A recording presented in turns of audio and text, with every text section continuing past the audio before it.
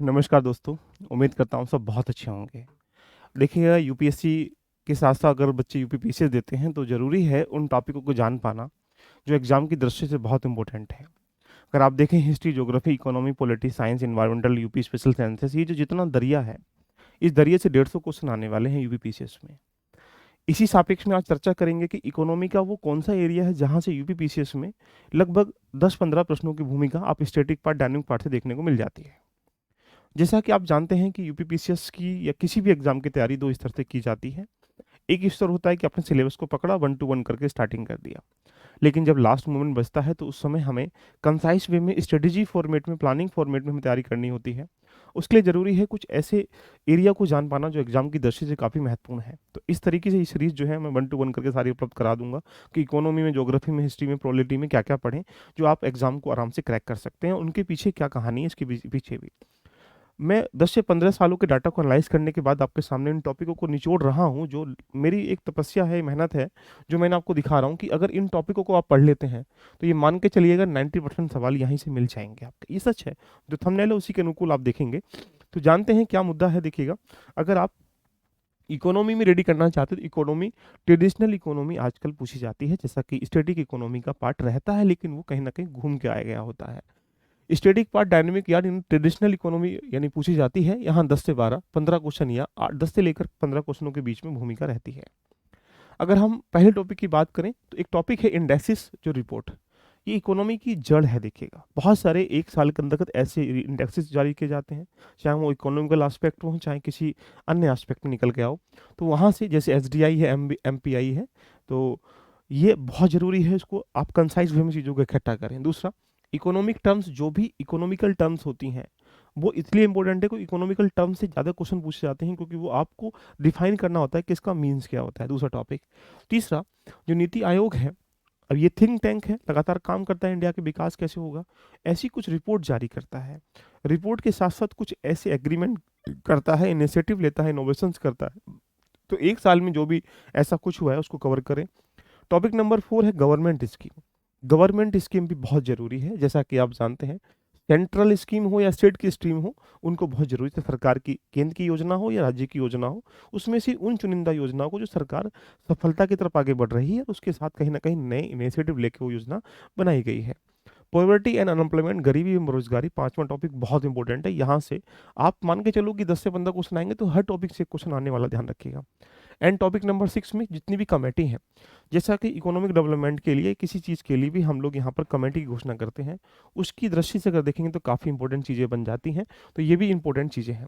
And 7 topic, trade and जो external trade है, जो हमारे पास व्यापार है, हमारे घर का व्यापार है या बाहरी व्यापार है, उसके कुछ आंकड़े होते हैं, आयात निर्यात के आंकड़े होते हैं, विदेशी ऋण होता है, उसको टैकल कर लेंगे तो एक क्वेश्चन आपको देखने को यहाँ से मिलेगा।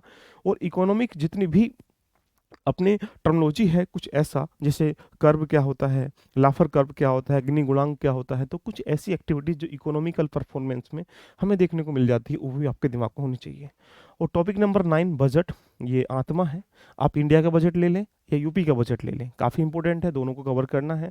एंड लास्ट में इकोनॉमिक सर्वे, जो आर्थिक समीक्षा के बारे में दृष्टि, यानी समीक्षा एक पिछले साल की होती है, बजट अगले साल का होता है, दोनों को मिला के पढ़ेंगे। इसी दोनों टॉपिकों से, इंडिया के बजट से या सेंट्रल के यूपी के बजट से, या इंडिया के सर्वे से, यूपी के सर्वे से, आपको 3 से 4 क्वेश्चन देखने को यहीं से मिल जाएंगे अगले 10 से 12 क्वेश्चनों में। तो यदि इकोनॉमी में आपको लगभग 10-15 प्रश्नों के सापेक्ष में 80% एक्यूरेसी का सेट करना है, क्योंकि यहाँ पर 150 प्रश्नों में से आपको 100 टारगेट सेट करना ही पड़ेगा, तो आप इकोनॉमी के सापेक्ष में इन टॉपिकों को देख सकते हैं। और ये सच है, ये 100% मैं आपको बता रहा हूँ कि यहाँ से अगर इन 10 टॉपिक को तुम रेडी कर लेते हो तो आप ये मान के चलें कि आप 90% क्वेश्चन जो इकोनॉमी के आएंगे उनको सही कर सकते हो। तो क्या आप चाहते हैं कि अगली सीरीज में हम polity, geography, economy, science 1 to 1 करके हम आपको बताएं, जिससे कि आप बेसिकली 100-150 टॉपिक को निकाल के आप उसको टैकल कर सकते हैं। इससे पहले हमारी वीडियो 50-60 टॉपिक पर आ चुकी है, जो कंसाइज में बनाए गए हैं। अब यहाँ इंडिविजुअल में सब्जेक्ट बना रहा हूँ, जो कि आपके लिए काफ़ी महत्वपूर्ण हो जाएगी। यदि एग्जाम की तैयारी के लिए अगर देखा जाए तो एक स्तर बहुत ज़रूरी होता है, जिसे हम ये कह सकते हैं कि यदि आप तैयारी कर रहे हैं तो आपके साथ 4 चीज़ें होना बहुत ज़रूरी है। पहला, आपके पास गाइडेंस अच्छा हो, मेंटरशिप अच्छी हो, डायरेक्शन अच्छी हो। ये इतने कम समय में सब कुछ तुम्हें कर पाना पॉसिबिलिटी नहीं है। अगर ऐसे योद्धा थे तो फिर पढ़ाई करने आ सकता नहीं, एग्जाम देने जाओ, क्वालिफाई कर जाओगे। दूसरा पॉइंट आता है इंपॉर्टेंट टॉपिक, लगभग 100-150 ऐसे टॉपिक जो बहुत महत्वपूर्ण भूमिका में एग्जाम की दृष्टि से इंपॉर्टेंट है, उनको कैसे टैकल करें। और फिर होता है यहाँ पर देखा जाए टेस्ट सीरीज। टेस्ट सीरीज इसलिए इंपॉर्टेंट है कि आप ये देख पाते हैं कि प्रश्न का लेवल कैसा होता है, प्रश्न कैसा आता है, माहौल कैसा होता है, एग्जाम का स्टैंडर्ड कैसा होता है, इसलिए टेस्ट सीरीज को लगाना भी बहुत जरूरी है। और टेस्ट सीरीज भी 3 प्रकार के लगाना बहुत जरूरी है, या तो topic wise, subject wise, combined, ये जरूरी है। और नेक्स्ट टॉपिक आता है प्रैक्टिस रिवीजन करना, जो कि लास्ट ईयर के पीवाई की हो, घटना चक्र हो। यदि आप चारों चीज़ों को एक साथ लेना चाहते हैं, तुमको सब कुछ सीख के पढ़ाई करोगे, पॉसिबिलिटी नहीं है 2 महीने में क्रैक करने में यूपीपीसीएस प्रीलिम्स भी।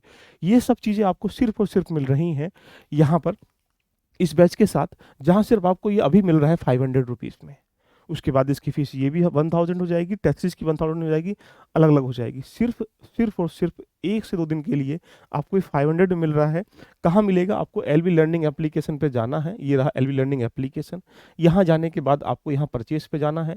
जैसे ही आप परचेस पे जाएंगे तो ऐसा इंटरफेस दिखाई देगा, आप इसको 500 में परचेस कर सकते हैं। इसके साथ जो यूपीपीसीएस प्रीलिम्स टेस्ट सीरीज है और मेंटरशिप है, ये फ्री मिल जाएगा, क्योंकि ये भी 500 का है।